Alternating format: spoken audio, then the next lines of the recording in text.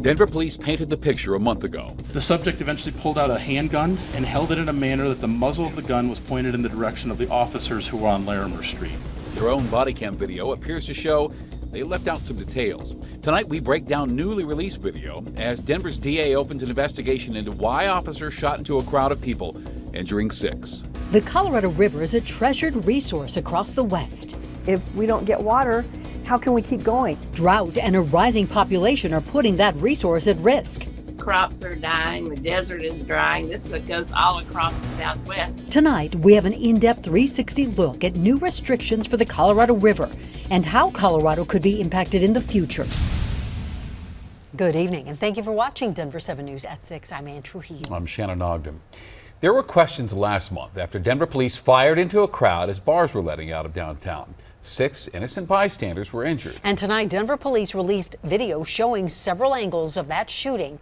And we have even more questions. Denver's district attorney opened a grand jury investigation into the shooting just today. Originally, police only released these pictures saying 21-year-old Jordan Wade flashed the muzzle of a gun at officers. Well, as Denver 7's chief investigative reporter Tony Kovaleski shows us, these new videos show Wade had a gun, but that he tossed it and put his hands up just before being shot. That's the moment that sparked the grand jury investigation. Now, with the help of video from 5 body-worn cameras and a camera mounted above the street, you will get to see what led up to the shooting and the actions in the seconds before the bullets were fired. We now know on this night, 3 officers shot a total of 7 bullets. The suspect was shot and 6 bystanders were also injured. From the camera above the street, we can see tensions escalating after the suspect, 21-year-old Jordan Wade, gets involved in a fight outside the bar and in the middle of a large crowd. At that moment, 5 police officers react to the fight and start to move in. 33 seconds after the fight started, cameras show how one officer shoots at the suspect with dozens of innocent bystanders in the line of fire. Last month, 3 days after the shooting, DPD responded to questions from the community. Were all 7 shots justified? Every officer articulated a specific threat that he was responding to. Here's what we can see and what we've been told. Watch when the officers move in on the fight. Seconds later, the suspect heads north on the sidewalk and through the crowd. During a briefing days after the shooting, police told us the suspect ignored verbal orders by police and appeared to be trying to get away. The video shows police circling around the vehicles on the streets, and then they confront the suspect between the 2 vehicles. Here's what led to the officer's split-second decision. Watch as the suspect tugs 2 or 3 times at the gun in the pocket of his hoodie. You can then see he throws the gun to the sidewalk and raises his hand. It's that moment that likely sparked the grand jury investigation. In less than a second, the officer between the car fires a shot, and at the same time, the officer on the sidewalk also fired a shot. When we slow down the video from this angle, 5 frames elapsed from when the gun left the suspect's hand and when the officer fired his shot.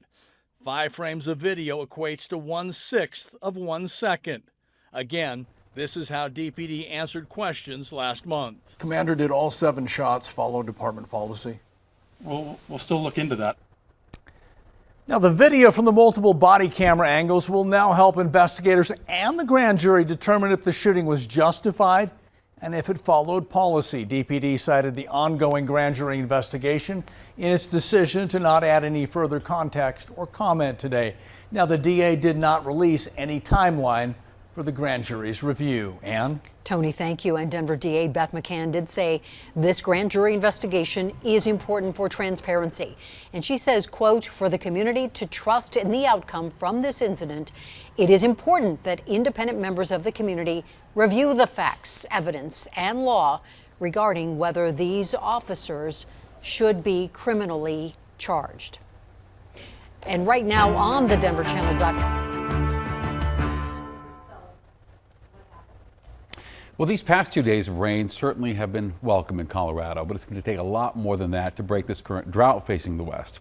And tonight we have a 360 in-depth look at the status of the Colorado River, the biggest lifeline to water across the western U.S. First, let's take a look at the current drought conditions. So here in Colorado, we've really benefited from this monsoon moisture, but a bird's eye view of the entire western U.S. shows the need for reliable water sources is dire right now. The Colorado River starts in the Rocky Mountains of Colorado, and it provides water for 7 states across the region. Growing populations mixed with this prolonged drought have made water levels along the river dip to record lows. You don't have to look much further than Lake Mead, just east of Las Vegas, which pumps water to 20 million people. Levels there have reached critical lows, and experts worry it's going to drop even further. That forecast has U.S. officials today to restrict how much water Arizona and Nevada will get from the Colorado River. And because the Colorado River provides water for 7 states, it really takes a team effort to figure out the best plan of action. Well, today, leaders from the Department of the Interior met with state leaders to discuss sustainability of the Colorado River. Denver 7's Megan Lopez begins our 360 in-depth reporting, explaining why Colorado won't see impacts just yet.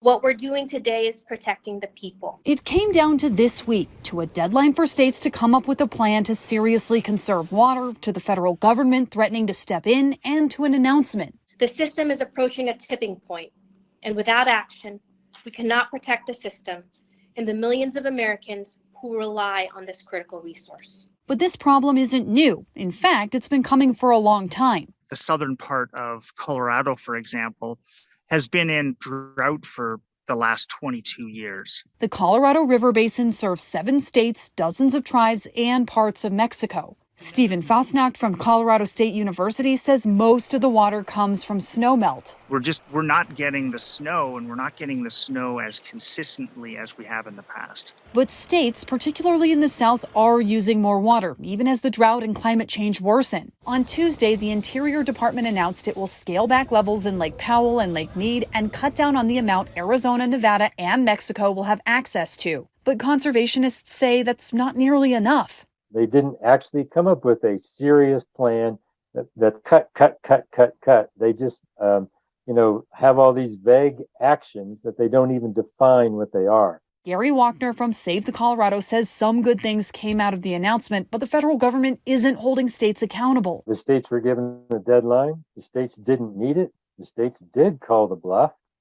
And unfortunately, the federal government is now dancing. So now he says the federal government needs to live up to its word and crack down on usage. The vast majority of Colorado's water is used by agriculture, but with such a severe drought, we need to think across all the different water uses. Fosnacht says we can all do a bit to help.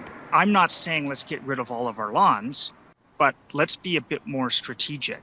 Because this water shortage took decades for us to get into, and it will take all of us to get out of. Megan Lopez, Denver 7.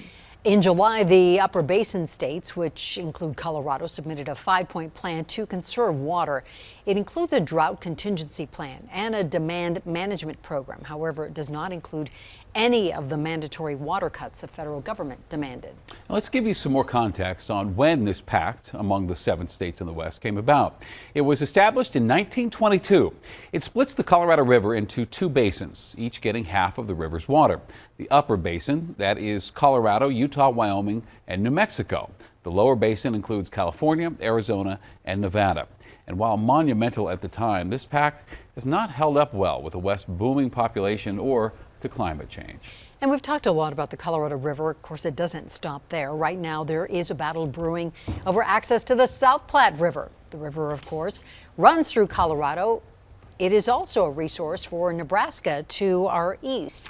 And there is a century-old compact between Colorado and Nebraska, allowing Nebraska to tap into Colorado's Platte River supply. Well, in January, Nebraska's governor announced a plan to build canals on Colorado land to siphon water from the South Platte into its reservoirs. And that could lead to Nebraska using eminent domain to take land from farmers and ranchers.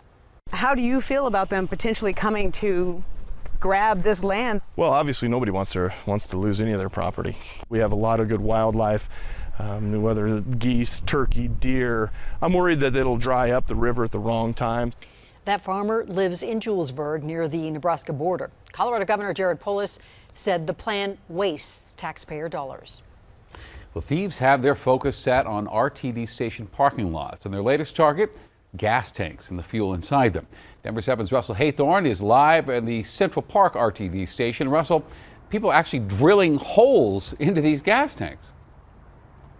Yeah, and some of these thefts happening in broad daylight, Shannon.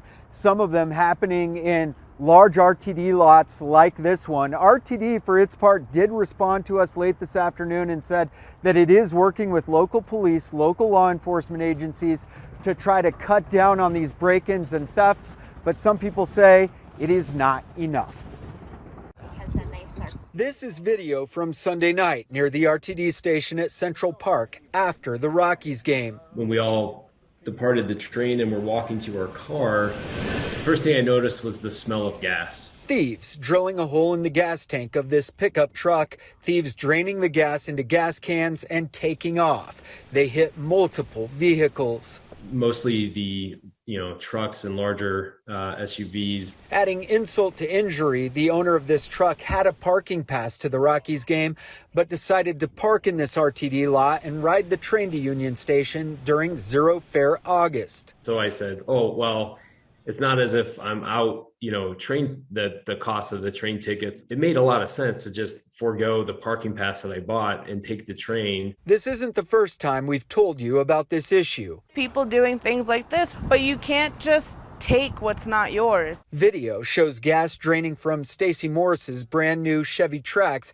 after her gas tank was drilled through back in June. Said it's about $4,000 for a new one. Those who have been victimized say enough's enough. It's time for RTD, the DPD, or both to do something about this. It doesn't feel like it's an expensive fix or something like that. It's just there's something broken in terms of the coordination around employing some simple steps, installing some cameras up in the air, put up some very colorful signs alerting that the cameras are there. I don't plan on ever taking RTD until I'm confident that there is some sort of stepped up measure of security to park your car.